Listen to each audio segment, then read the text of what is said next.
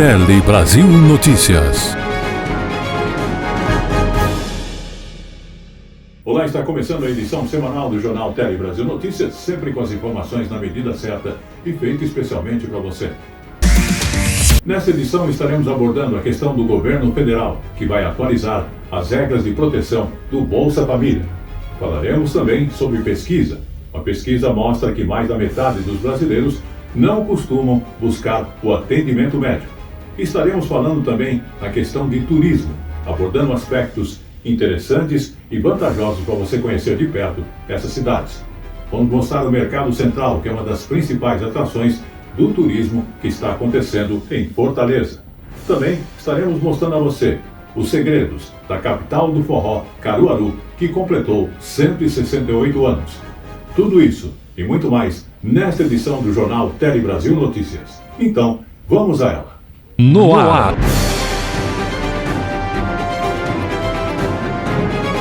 Tele Brasil Notícias.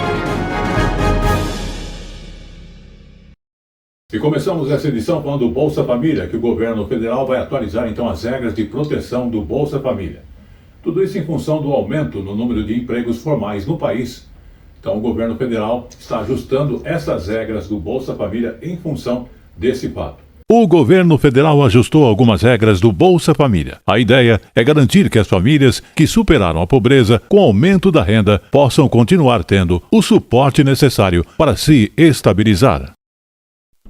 A partir de junho, quem ultrapassar o limite de renda de R$ 218 por pessoa, mas ainda não atingir o limite de R$ 706, pode continuar recebendo o Bolsa Família por até 12 meses, com metade do benefício, ou seja, um apoio contínuo, enquanto essa família ainda precisa de um tempo para se ajustar ao novo momento econômico.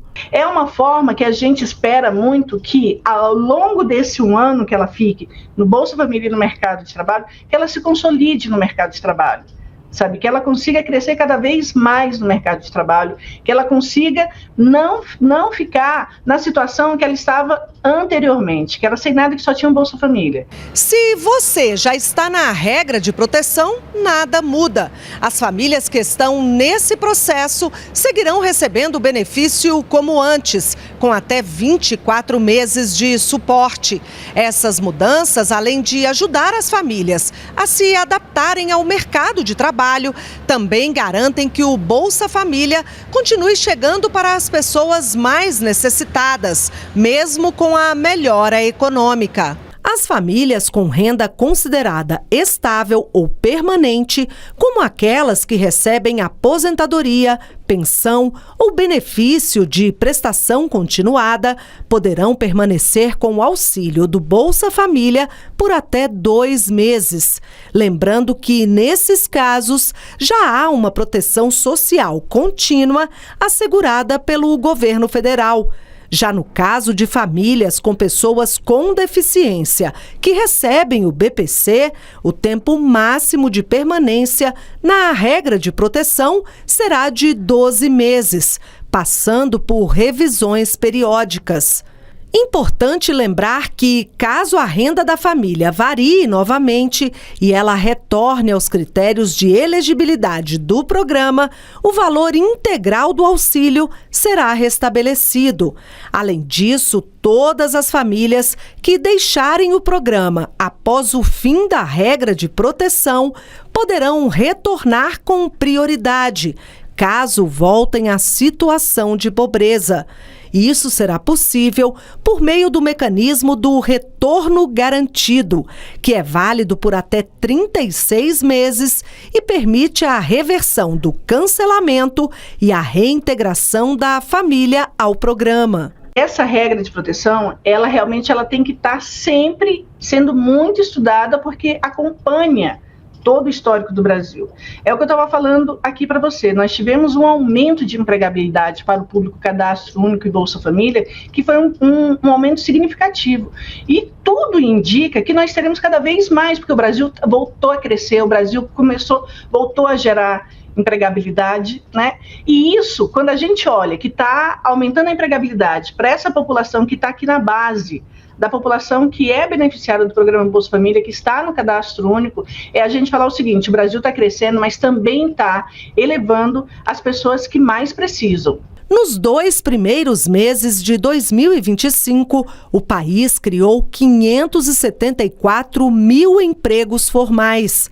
Desse total, 67% foram ocupados por pessoas inscritas no Cadastro Único, sendo 273 mil beneficiários do Bolsa Família.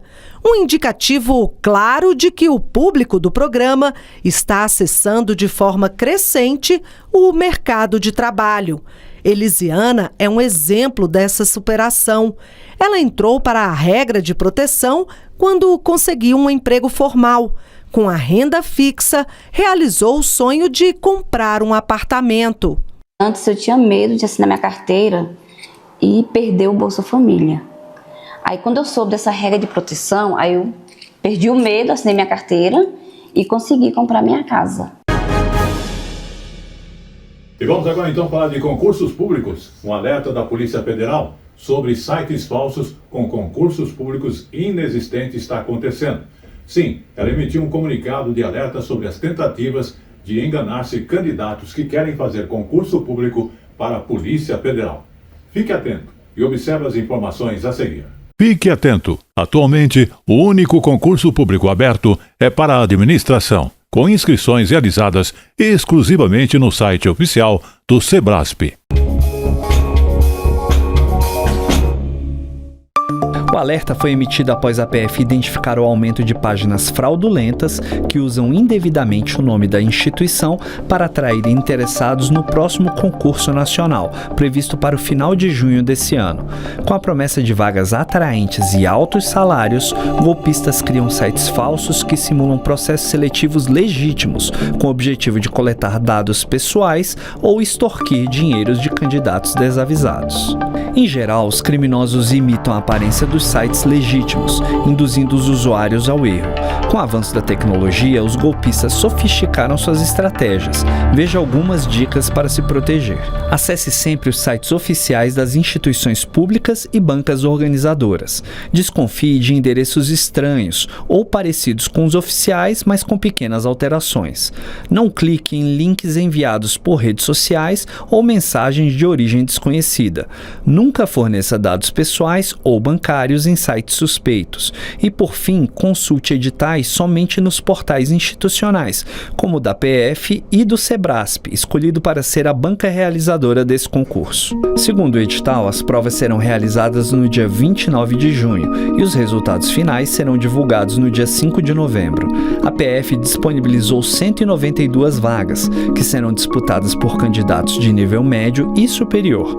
Os salários chegam a R$ 11.070. As provas serão aplicadas em todas as capitais brasileiras e as vagas serão distribuídas por todas as regiões.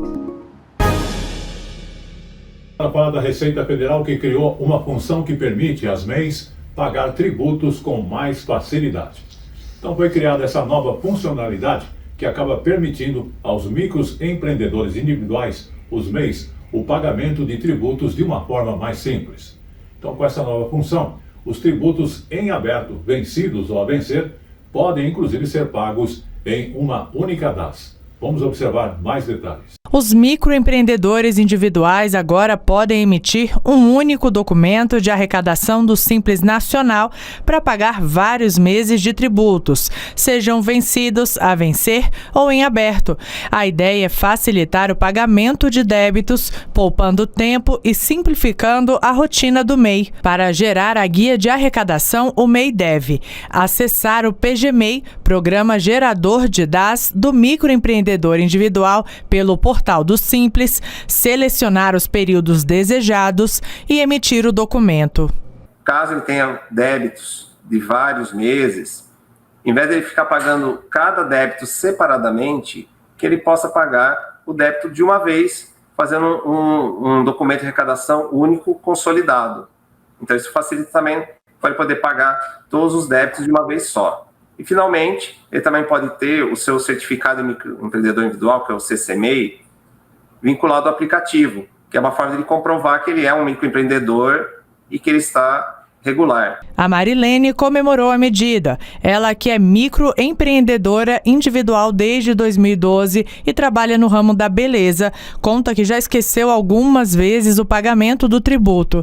Para Marilene, a nova funcionalidade vai evitar uma futura dor de cabeça. Gostei muito da novidade, do governo federal. E evita muitos transtornos. Eu mesma já tive várias ocasiões que esquecia de pagar. Teve uma vez que eu paguei todas do ano de 2019, esqueci uma. Quando eu fui ver, gerou assim uma dor de cabeça, um transtorno. E isso daí é muito chato. Então a novidade do governo federal de podermos escolher e pagar em parcela única, show de bola.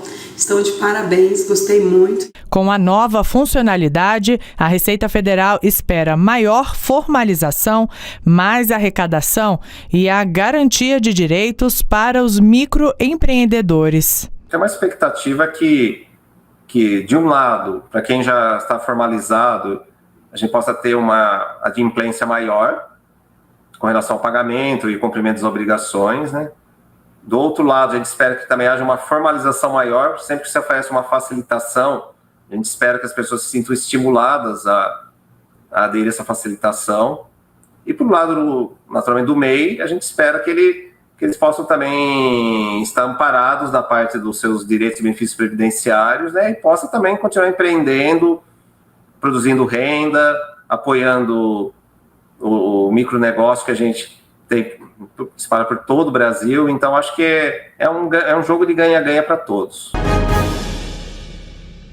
Muito bem, vamos falar de saúde, mas de uma pesquisa inédita que indica que mais da metade dos brasileiros não costumam buscar o atendimento médico, e principalmente ao se sentirem mal.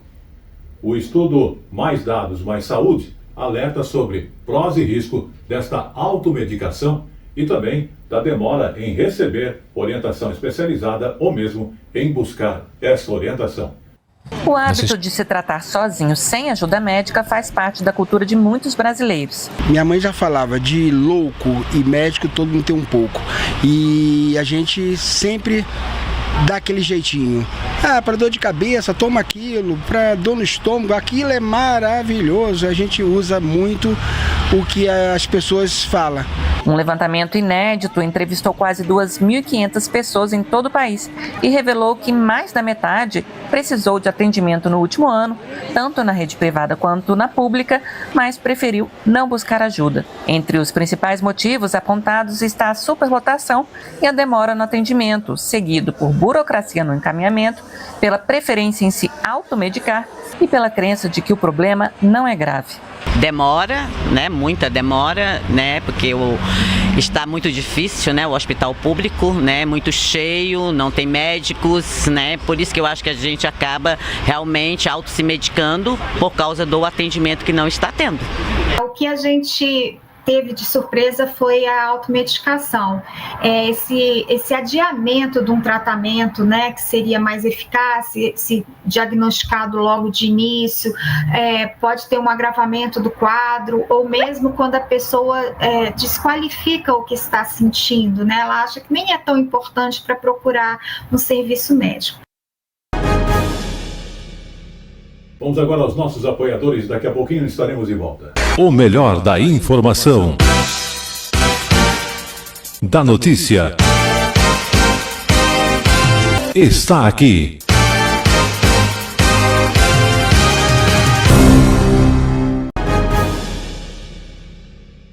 E estamos de volta agora falando então de dietas. E lembrando que a saúde está prestando atenção nessas dietas que tiram totalmente os carboidratos das próprias refeições e tem que ser vistas com muita cautela. A orientação, inclusive, vem dos pesquisadores da Unicamp, que estão estudando alimentos, nutrição e saúde. E você confere na reportagem da Unicamp TV a importância que o carboidrato tem na alimentação. eles dão água na boca só de olhar. Mas, infelizmente, esse convite à gula traz consequências para o aumento do peso e o aumento de doenças crônicas como diabetes, por exemplo. Mas você vai ver agora que fazer do açúcar e de outros carboidratos vilões da alimentação também é um erro. Pesquisa recente da Faculdade de Engenharia de Alimentos da Unicamp observou que a primeira coisa que as pessoas olham no rótulo nutricional dos alimentos processados é o teor de açúcar e calorias. Os doces e alimentos processados com adição de açúcar têm digestão rápida no nosso organismo. E é aí que mora o problema. Depois de uma refeição rica em açúcar, a glicose sobe muito. E para retirar o excesso de glicose da circulação, o nosso pâncreas libera a insulina. Ao mesmo tempo, o açúcar a mais que o organismo não usa para gerar energia é estocado na forma de gordura, que libera substâncias na circulação. Essas substâncias prejudicam a ação da insulina, prejudicando também o controle glicêmico do sangue. E será que esta ação varia de acordo com o tipo de açúcar? A diferença do açúcar refinado, branquinho, que a gente tem na cozinha, do açúcar mascavo, é que o açúcar mascavo ele vai ter um pouco mais de outros constituintes que não foram ainda removidos, então não passou pelo processo de clarificação. Eu sou atleta de judô, né? A gente tem uma tabela energética que a gente faz para controlar carboidrato, proteína e tudo mais, açúcar também. Então, os carboidratos, proteínas e lipídios. Os três podem fornecer energia para o nosso organismo, tá? Mas preferencialmente quem vai ser substrato para a geração de energia são os carboidratos, a glicose. Por isso, a restrição aos carboidratos na alimentação deve ser orientada e de forma temporária. Não dá para a gente manter uma dieta low carb a vida toda. É quase que impossível, né? E não é saudável. Ela pode ter uma crise hipoglicêmica. Ela pode sair para ir para algum lugar e desmaiar no meio da rua. Dessa preocupação com quantos carboidratos eu estou comendo, ela vai muito além disso. Não é só contar o quanto você está comendo, mas qual a sua relação com a comida, como você de fato se alimenta. Então, mudanças às vezes pequenas, comportamentais, já ajudam bastante. E voltamos a falar de economia, mas agora do comércio e da parte de vendas. Então, o volume de vendas do comércio varejista cresceu no mês de março. Inclusive, alcançou o maior patamar da série histórica iniciada em 2000.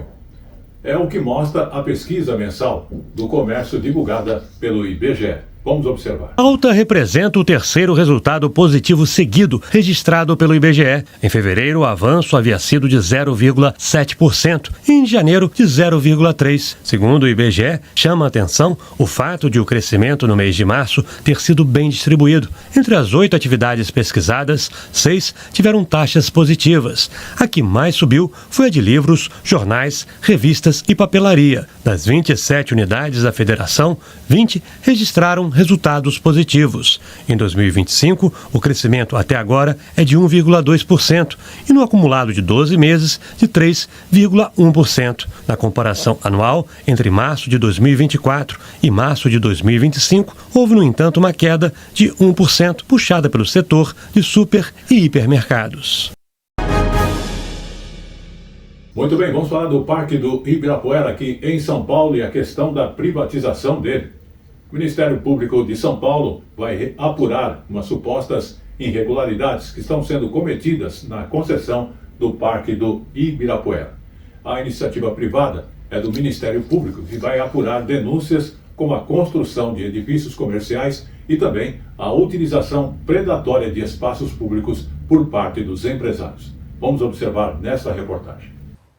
A concessionária Urbia é alvo da investigação por criar, dentro do parque, que é público, uma série de serviços pagos e construir edifícios comerciais, descaracterizando o local que é tombado pelo patrimônio histórico. Para o MP, o parque foi transformado em um shopping a céu aberto. A entrada continua gratuita, mas a concessionária é acusada de limitar o uso do parque. A Urbia chegou a cobrar uma taxa para grupos de corrida que usam o parque. Para o MP, a cobrança é ilegal.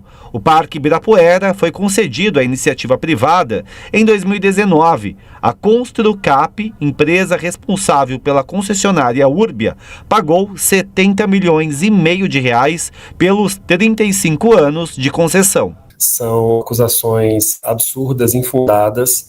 Inclusive, a Urbia já se prontificou e já protocolou sua defesa, né, porque todas as respostas do inquérito são encontradas no próprio contrato de concessão.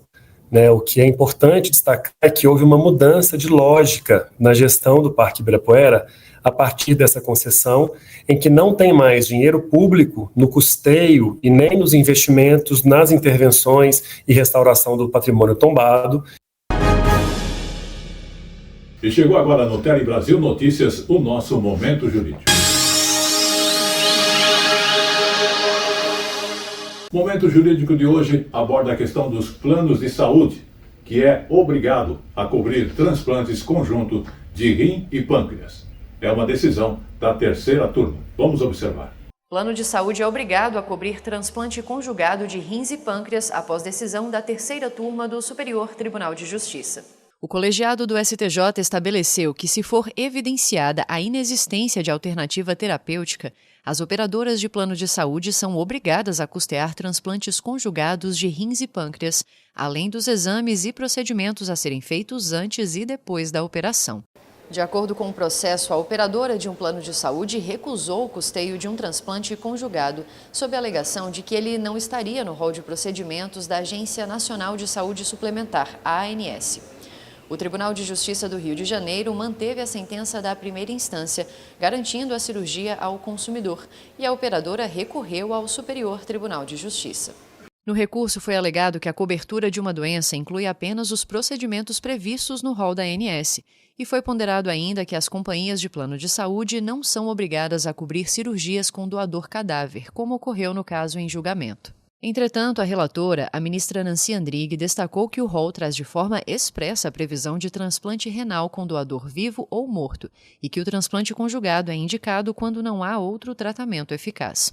A relatora, que teve o voto seguido pela terceira turma, explicou ainda que a inclusão do paciente na lista única de espera para transplante mostra que não há alternativa terapêutica, o que justifica a obrigação do plano em cobrir o procedimento. Com esse entendimento, o colegiado manteve a determinação das instâncias ordinárias para que a operadora autorize a cirurgia. Vamos aos nossos apoiadores e já estaremos de volta. O melhor da informação, da notícia, está aqui.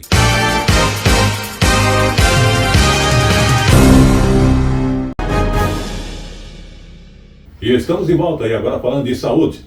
Vamos falar aí de uma notícia bastante importante, porque um dos medicamentos mais caros do mundo agora está sendo oferecido de forma gratuita pelo SUS. É o chamado de Zolgensma. O remédio vai ser usado no tratamento de crianças com atrofia muscular espinhal, conhecido como AME. Uma dose única do medicamento Zolgensma vai permitir que a filha de Milena, diagnosticada com atrofia muscular espinhal, AME tipo 1, possa realizar movimentos voluntários e simples vitais do corpo, como respirar, engolir e se mover. É emocionante demais, pois a gente nunca perde a esperança como mãe, né?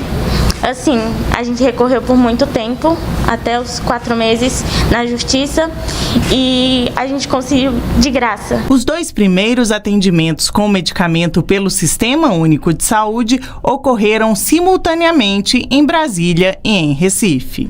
A incorporação do tratamento foi possível por meio de um acordo firmado com a fabricante internacional, que condiciona o pagamento ao resultado da terapia no paciente. Apenas neste hospital de Brasília, outras 3 crianças aguardam o medicamento. Em todo o país, 15 devem passar pelo tratamento nos próximos meses. É um dia histórico porque nós mudamos a trajetória de vida e a expectativa não só de vida, mas também de qualidade de vida dessas crianças e dessas famílias. 31 centros especializados em todos os estados do país e no Distrito Federal estão aptos a fazer o tratamento. A expectativa é que nos próximos 2 anos, quase 150 crianças sejam atendidas pelo SUS. O Brasil está entre os 6 únicos países do mundo que ofertam essa medicação, que é extremamente inovadora, que é uma medicação cara para as famílias, né? Normalmente o tratamento custava entre 7 a 11 milhões de reais a dose. Seria impossível para as famílias arcarem com esse custo.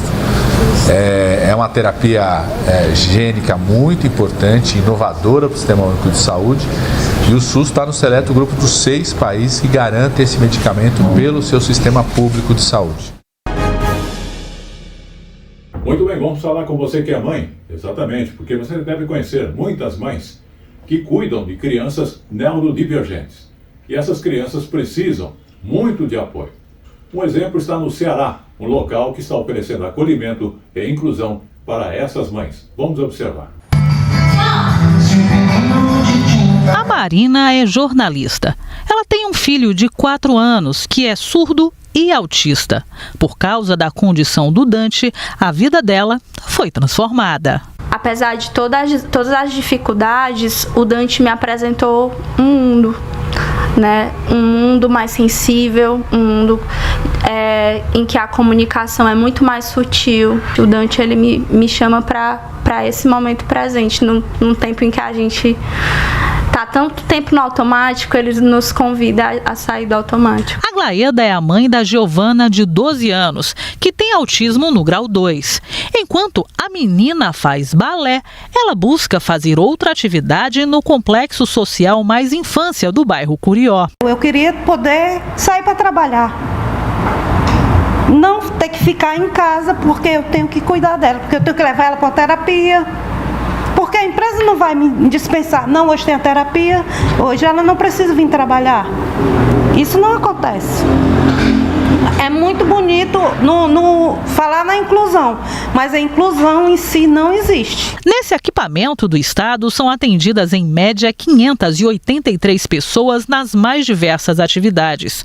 Desse número, quase 100 se enquadram na neurodivergência. A maioria são crianças ou jovens autistas. Além das atividades que elas realizam diariamente aqui quando trazem os filhos, um dos momentos mais importantes é essa reunião. Pelo menos uma vez por mês, as mães se reúnem com a psicóloga.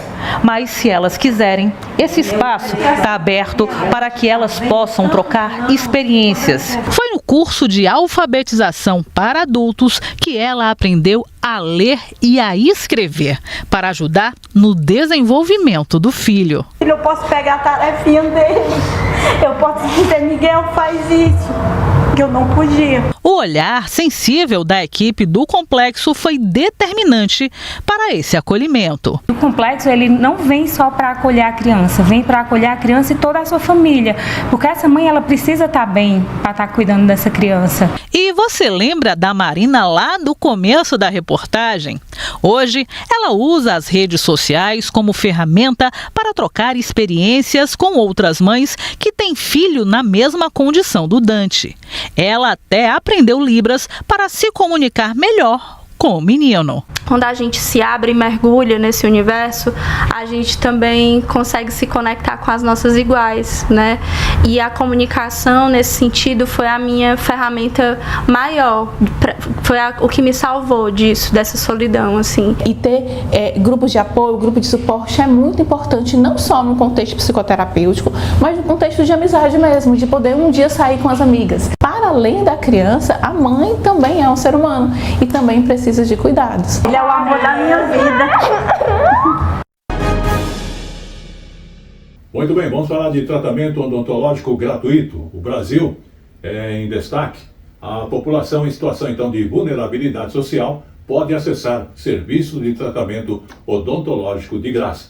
Vamos observar nessas informações, nesta matéria. Falando de atendimento odontológico de graça.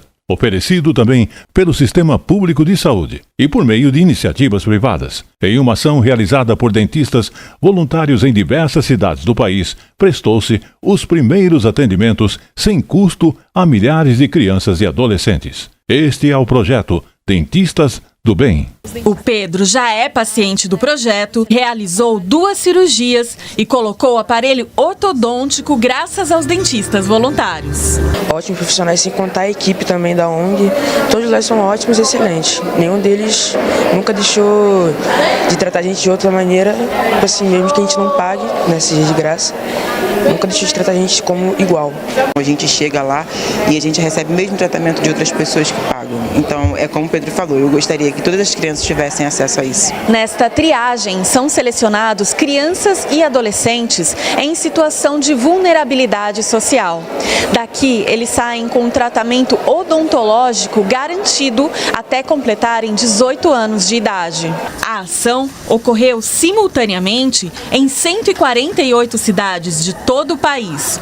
Mais de 5.000 jovens devem ser encaminhados para tratamento. Na Turma do Bem, há mais de uma década, os dentistas voluntários atenderam 10.000 crianças e adolescentes no Rio de Janeiro.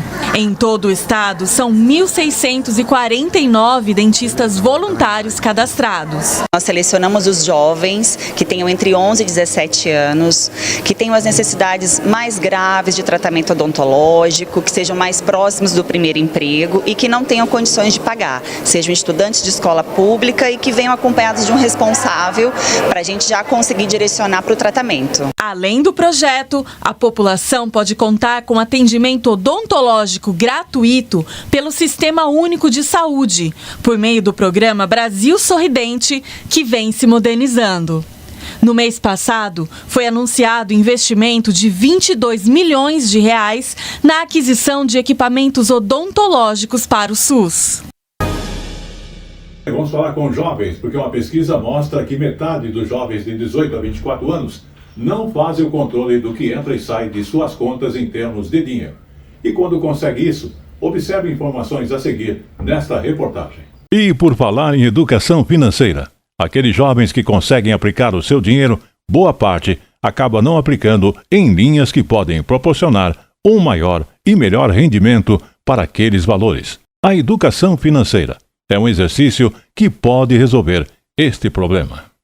Colocar tudo na ponta do lápis. O conselho para não se perder nas finanças é bem conhecido. No entanto, nem todo mundo põe em prática. Levantamento da Confederação Nacional de Dirigentes Lojistas mostrou que metade dos jovens entre 18 e 24 anos não faz o controle das contas pessoais. E dos que conseguem guardar algum dinheiro, 25% deixam em casa e 20% na conta corrente, sem qualquer rendimento. A educação financeira pode mudar esse quadro. A gente sempre brinca, né, que assim, as pessoas que conseguem ter sucesso não são necessariamente as que ganham muito dinheiro, né, mas são aquelas que conseguem resolver essa questão do que eu ganho e o que eu gasto, né. Vocês devem conhecer amigos que ganham muito mais do que outros amigos e que são mais desequilibrados, digamos assim, financeiramente, né. Isso que é educação financeira, né. Então assim, aí a gente tem essa preocupação muito no lado da entrada, né? E essa preocupação, a educação financeira, ter a preocupação nesse caminho, né? Não só o que entra, mas como é que você aplica, como é que você gasta. Até domingo acontece a 12ª edição da Semana Nacional da Educação Financeira. A programação é voltada principalmente às crianças e jovens e reúne também instituições públicas e privadas. É um público super importante para a gente construir uma agenda de educação financeira de Estado, ou seja, que continue aí presente por várias e várias gerações. E aí vale tanto a questão do endividamento, vale a questão da previdência, de você se preparar para poupar desde cedo e construir patrimônio a partir disso, vale, claro, a questão dos seguros para se proteger contra, enfim, eventos adversos que podem acontecer na vida de todo mundo e, claro, conhecer também um pouco mais sobre investimentos. Então é uma agenda bem completa que passa na Semana Nacional de Educação Financeira para a gente passar essa mensagem, para a gente informar, formar e capacitar as pessoas em todo o país. E vamos agora então aos nossos apoiadores e já estaremos de volta. Palhão Artesanatos, em novo endereço, oferece 3 andares com matérias-primas e produtos em artesanatos nacionais e importados, especialmente para você, oferecendo telas para pergolados e mais de 5.000 itens diferentes. O Palhão Artesanatos, em novo endereço na rua Oiapoque, no Brás. São 57 anos de tradição, atendendo a todo o Brasil. WhatsApp 11 95265 8256. O melhor da informação, da notícia, está aqui.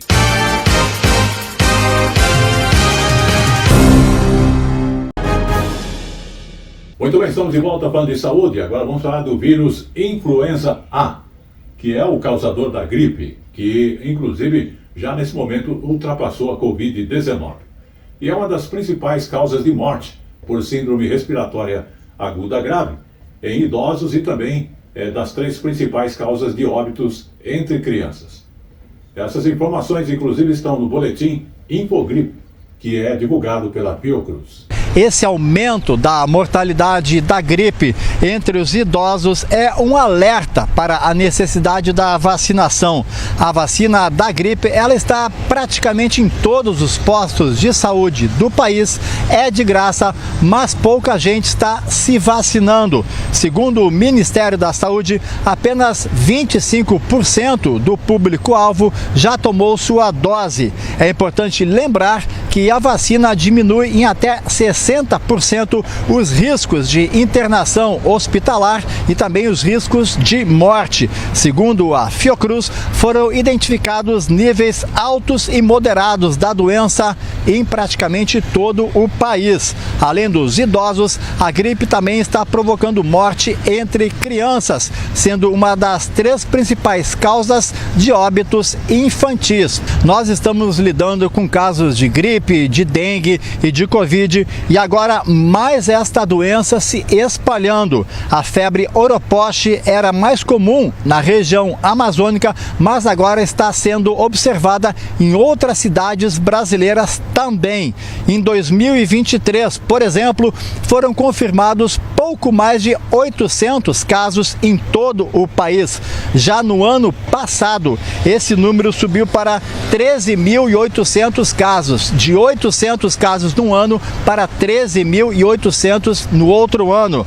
Apenas aqui no estado do Rio de Janeiro, até ontem já havia 1.500 casos confirmados, ou seja, de janeiro a maio, o que é muita coisa. O número é 10 vezes maior do que os 128 casos registrados aqui no estado no ano passado, o que mostra o avanço da doença, que é transmitida, como você disse, pelo pequeno mosquito Maruim. Ele é muito pequeno, até difícil de visualizar.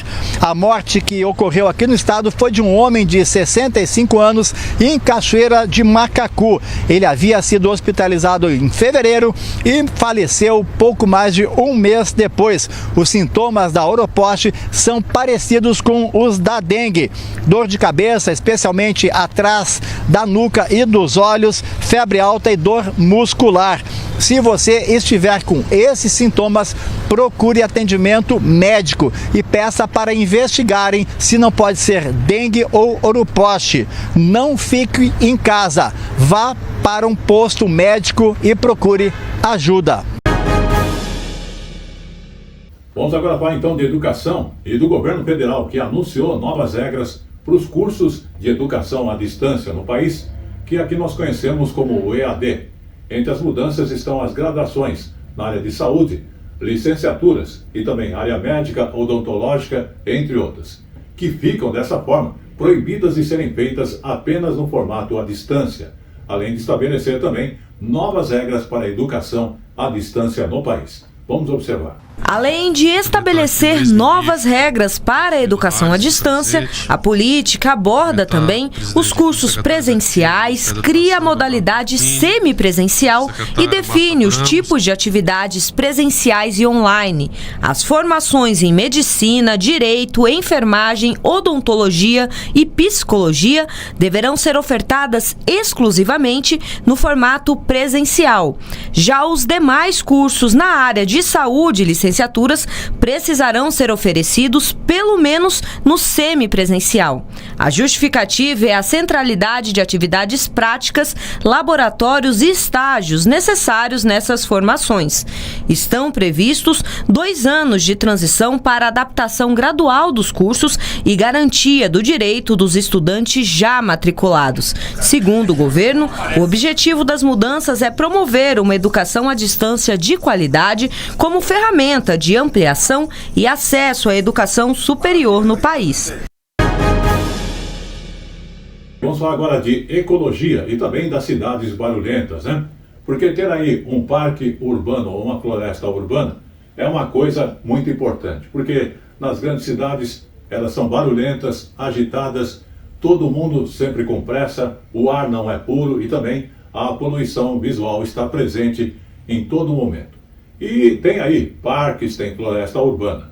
E ter justamente um parque ou uma floresta urbana é mais do que uma coisa agradável e necessária. E você confere nesta reportagem da TVE do Espírito Santo. Vamos observar. Dentro de algumas cidades existem verdadeiros oásis verdes. É o caso deste parque aqui, que fica no bairro mais populoso da capital do Espírito Santo, Vitória. São 33 hectares de Mata Atlântica, a maior área verde da região metropolitana da Grande Vitória. Embora fique ao redor de uma área muito movimentada, o bairro Jardim Camburi, o cinturão verde do Parque Botânico Vale, é um refúgio dentro da cidade e cumpre importante papel de conservação da riqueza ambiental nativa.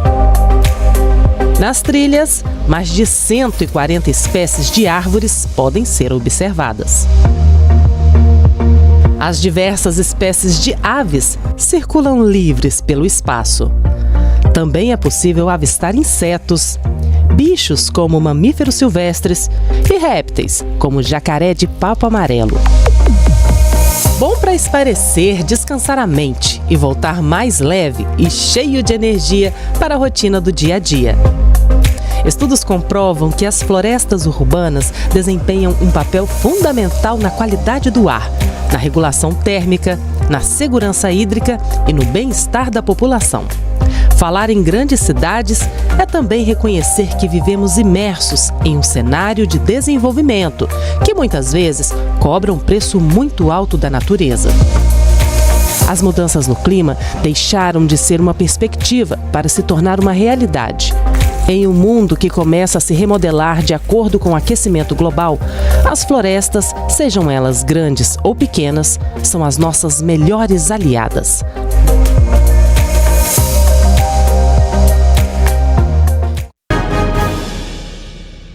Mas um estudo feito pela Universidade de São Paulo comprovou cientificamente o que muita gente já imaginava.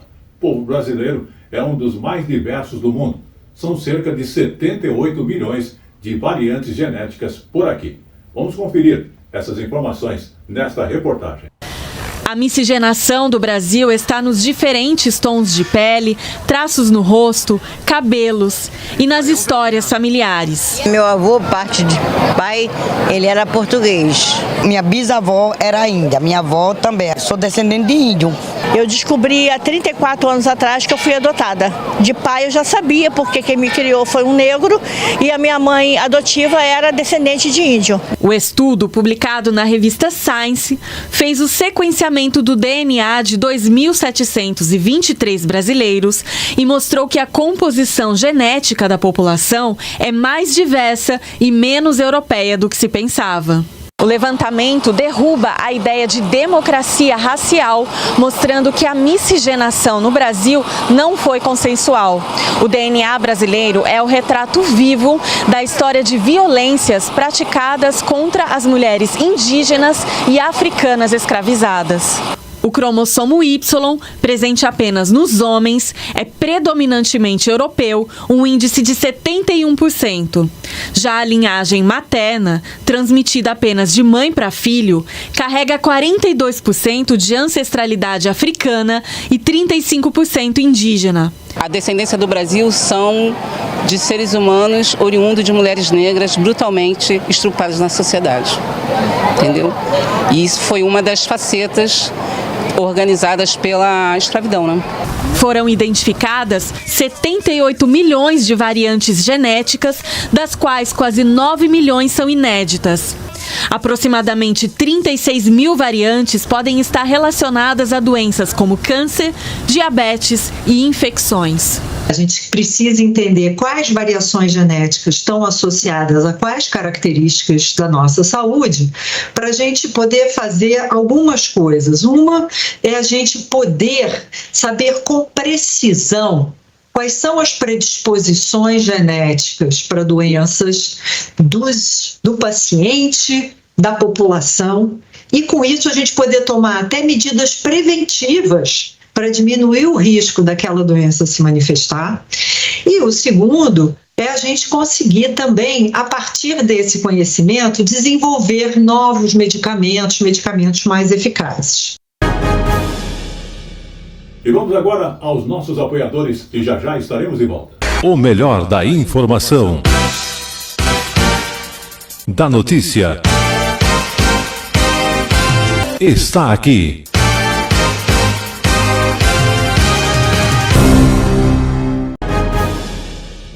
Muito bem, estamos de volta, falando agora de ecologia, mais uma coisa que você talvez nunca imaginou. Conseguir se retirar o lixo jogado no rio com bolhas de ar. É um método inovador que está sendo usado por voluntários lá no Chile. Vamos observar. O principal rio de Santiago, que atravessa a capital chilena, tem se tornado um depósito de lixo. E limpar o resíduo flutuante é a missão destas pessoas. O diretor da Fundação Mapocho Vivo, Joaquim Mouri, conta que o projeto quer abordar a falta de limpeza e retenção de todos esses plásticos que, se não forem limpos, acabarão em outros espaços naturais do rio ou diretamente no mar. Para resolver o problema, os voluntários lidam com a força da água e instalam mangueiras especiais no fundo do rio, que espalham pequenas bolhas de ar na água. Quando essas bolhas sobem à superfície, elas criam uma barreira para plásticos e resíduos leves. Todo esse lixo é empurrado pelas bolhas para a margem do rio Mapocho. Os voluntários fazem o resto. Em mutirões, retiram o que nunca deveria ter ido parar na água. O método inovador, já usado em outros países, melhora o ecossistema do rio sem prejudicar a vida selvagem. Para a voluntária Alejandra Jurjevic, é preciso cuidar do entorno da comunidade e convidar as pessoas a participarem disso. Muito bem, vamos agora falar então de turismo. Pernambuco. Você vai conhecer agora os segredos da capital do forró, que é Caruaru, a cidade que completou nada menos que 168 anos. Bom dia, pessoal, aqui na feira de Caruaru vai começar o melhor São João de Caruaru. É ao som do triângulo que Adriano convida os clientes para conhecer os produtos que vende na feira de Caruaru. Faz isso há 32 anos. Comecei na feira pegando frete. Frete, a feira era muito pequena, começava ali lá no Prédio Rosa e a trajetória veio de lá. Ele é uma das centenas de pessoas que ganham a vida nessa que é uma das maiores feiras do Brasil, que em 2025 completa 168 anos. A história nos conta que no ano de 1771, José Rodrigues de Jesus chegou aqui para assumir a grande fazenda Caruru, né, e não Caruaru, e a partir daquele momento, daquele ano, ele traz atividade comercial, compra e venda de boiadas. Então, Caruaru começa com esse desenho rural e assume no século XIX o protagonismo econômico e social no interior de Pernambuco. Com localização geográfica privilegiada e destaque na produção de vestuário e agricultura, Caruaru se consolida como um importante centro político e econômico de Pernambuco. Mas o principal tesouro que essa terra exporta para o mundo é a cultura. Caruaru é conhecida por vários nomes: capital do Agreste, princesa do Agreste, mas desde 1980 ganhou o título que destaca o produto cultural mais simbólico da cidade: o forró. No ano de 1980, o trio nordestino, que até então era o maior fenômeno de venda de discos de forró, eles lançaram um disco intitulado Corte o Bolo, celebrando os 20 anos de existência do trio. Nesse disco, no lado B, tem a composição Capital do Forró, de Jorge de Altinho. E naquele ano, 1980, recebemos mais uma titulação que nos deixa muito felizes de sermos a cidade capital do forró. Aqui o forró é aprendido de forma quase genética. Biró começou a aprender a tocar sanfona com o pai, ainda menino. 6 décadas depois, ele e o trio Vitalinos animaram os forrozeiros do distrito de Cachoeira Seca, nesta edição do São João da Roça. Eu sou um cara orgulhoso de fazer essa parte da cultura, entendeu? Graças a Deus, em todo lugar que eu chego, todo mundo me recebe bem, me trato bem, eu mostro alegria pro pessoal, que é o que eu sei fazer. E como não poderia ser diferente, deixo um parabéns especial para a cidade, no melhor estilo pé de serra. Parabéns a você, essa data querida. E como eu falo sempre, tudo que é bom dura pouco, e o Tele Brasil Notícias da Semana está chegando ao seu final. Mas antes, como sempre, temos sempre algumas informações bastante importantes. Essa vez vamos falar de turismo lá no Ceará, mais do Mercado Central, que é uma das principais atrações turísticas de Fortaleza. E por falar no Ceará, o Mercado Central, além de uma das principais atrações de Fortaleza, é um lugar repleto de riquezas gastronômicas e tem muitas novidades que passam despercebidas pelos próprios cearenses. E acabou caindo no gosto de muitos turistas que acabam visitando o Ceará. E vamos agora conferir nesta reportagem da TV Ceará. O Mercado Central é aquele lugar aconchegante onde a arte divide espaço com o regionalismo e o empreendedorismo. Mas quem visita o lugar também se depara com a riqueza gastronômica da nossa região. E mesmo que parece comum, ganha um novo sabor por aqui. Nos quiosques da cachaça tem a bebida tradicional, mas também é possível encontrar aguardente de jambu, de mandioca e de mel. A castanha também tem novos sabores, como açaí e pimenta. E por que não presentear alguém com rapadura de milho? É para saborear o Ceará que grupos como este, que veio de Natal, sempre dão uma paradinha no Mercado Central. O que você acha da culinária cearense? Maravilhosa, uma delícia. E o que você provou hoje aqui no Mercado Central? O famoso cuscuz com ovo e queijo de coalho e um cafezinho. Hoje a rabada é o prato principal, mas tem de tudo no restaurante que serve comidas típicas bem nordestinas, apropriadas para o paladar cearense e também para o gosto dos turistas. O prato de hoje é rabada, pirão, panelada, buchada, cavala frita, carne assada na hora, paçoca, baião de 2 com queijo, muitas opções. São mais de 27 anos que nós estamos aqui no Mercado Central com comida típica e regional. Para quem gosta de experimentar novos sabores, uma boa pedida são as frutas regionais. Elas também estão presentes aqui no Mercado Central, nesse quiosque de suco que existe há mais de 25 anos. São mais de 40 receitas, algumas delas exclusivas, como é o caso da limonada cearense.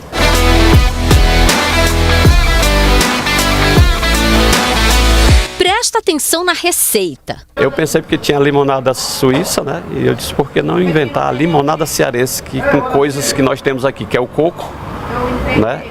E limão. Então eu peguei o limão com a água do coco, parti o coco, tirei aquela laminha, aquela carnezinha que a gente chama de laminha, né? E deu um sabor maravilhoso, refrescante, hidrata, né?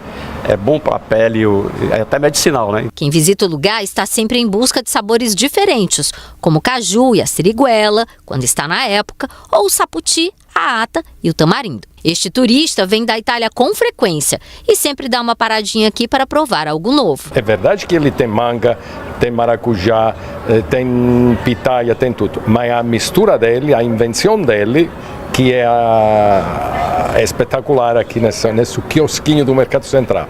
É 21 anos que eu conheço ele. Uma vez eu recebi um agente de turismo da Espanha, ele disse, olha, seu negócio, seu quiosque aqui, ele atrai a gente de 3 maneiras. Pelo olhar, pelo o cheiro, né, pelo aroma e também pelo gosto, né? E esta foi a sua edição desta semana do Jornal Tele Brasil Notícias, que agradece a sua audiência, sempre lembrando que você nos acompanha aqui no Brasil ou fora do Brasil, através do YouTube, ou então também através do Face, onde você digita @Telebrasil Notícias e vai rever essa edição e edições anteriores. Ou mesmo edições diárias e informações de outros aspectos no Facebook, A Hora da Notícia. Queremos agradecer todo o apoio técnico de nossa equipe e estaremos de volta na semana que vem com o jornal Telebrasil Notícias. Até lá!